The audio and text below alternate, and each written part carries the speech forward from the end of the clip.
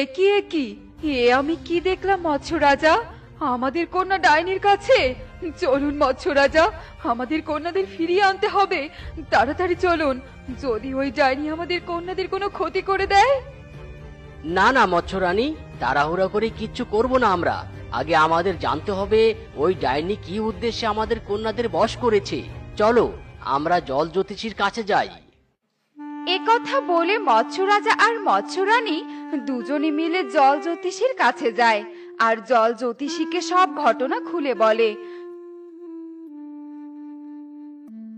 সব শুনে জল জ্যোতিষী বলে, মৎস্য রাজা, ওই ডাইনি তার স্বার্থ হাসিলের জন্য আপনাদের কন্যাদের নিজের বশে এনে দাসী বানিয়ে রেখেছে।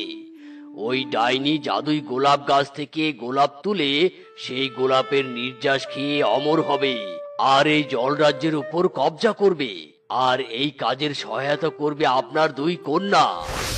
না জল জ্যোতিষী, না, এ হতে পারে না। আমার কন্যারা অমন খারাপ কাজে কিছুতেই ডাইনিকে সহায়তা করতে পারে না। ডাইনির বশমুক্ত করার উপায় বলুন, কিভাবে আমার কন্যারা আবার স্বাভাবিক জীবনে ফিরবে? একটা উপায় আছে।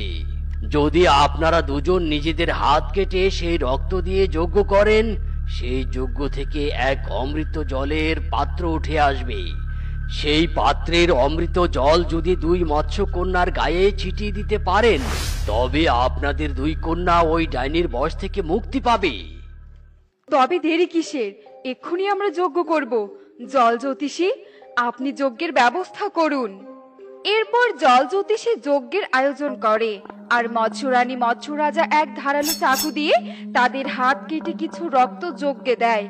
আর রক্ত পড়ার সাথে সাথে যজ্ঞের আগুন দাউ দাউ করে বাড়তে থাকে। আর সেই যজ্ঞের আগুন ভেদ করে অমৃত জলের পাত্র মৎস্য রাজার হাতে প্রকট হয়। জল জ্যোতিষী, আমরা অমৃত জলের পাত্র পেয়ে গেছি।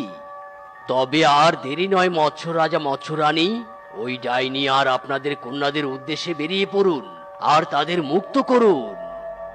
জল জ্যোতি